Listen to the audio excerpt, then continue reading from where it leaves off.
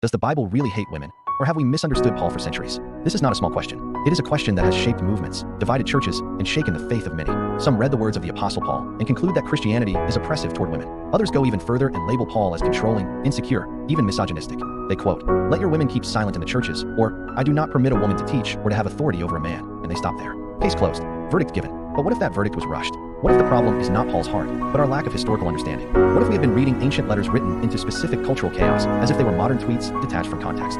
Think about this carefully. If Paul truly hated women, why did he surround himself with them in ministry? Why did he publicly commend them? Why did he entrust them with responsibility? In Romans 16 alone, Paul greets and honors numerous women. He calls Phoebe his servant, diakonos, of the church in Cenchreae. He refers to Priscilla as his fellow worker in Christ Jesus. In Acts 18 verse 26, Priscilla, alongside her husband Aquila, helps instruct Apollos, an eloquent preacher, explaining to him the way of God more accurately. And then there is Eunia, described as outstanding among the apostles. These are not the actions of a man who despises women. These are the actions of a man who values partnership in the gospel. So what was happening when Paul told women to be silent? To understand that, you must step into the world of Corinth and Ephesus. These were not quiet, orderly church cultures. Corinth was a city known for spiritual chaos, sexual immorality, and temple-centered pagan worship. Ephesus was home to the grand temple of Artemis, also called Diana, a female-centered cult where women held prominent religious roles. The worship of Artemis exalted feminine dominance in ways that distorted God's design, sometimes promoting celibacy as spiritual superiority and elevating women's ritual authority over men. Now imagine the early church planted right in the middle of that confusion.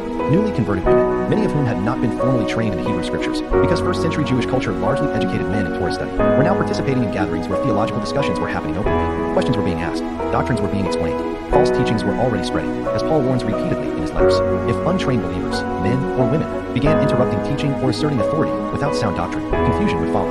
In 1 Corinthians 14, Paul's larger concern is order in worship. Just a few verses earlier he says, God is not the author of confusion, but of peace.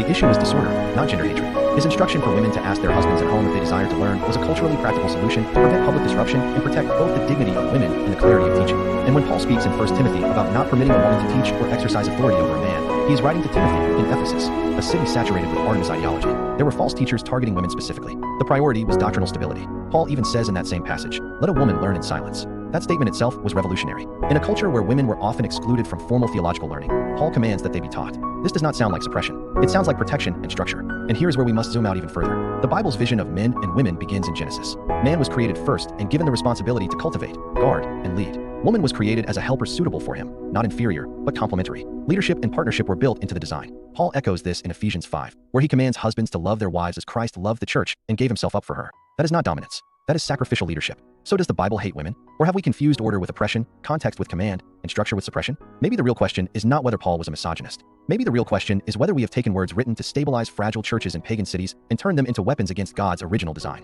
Remember, the Bible was written for us,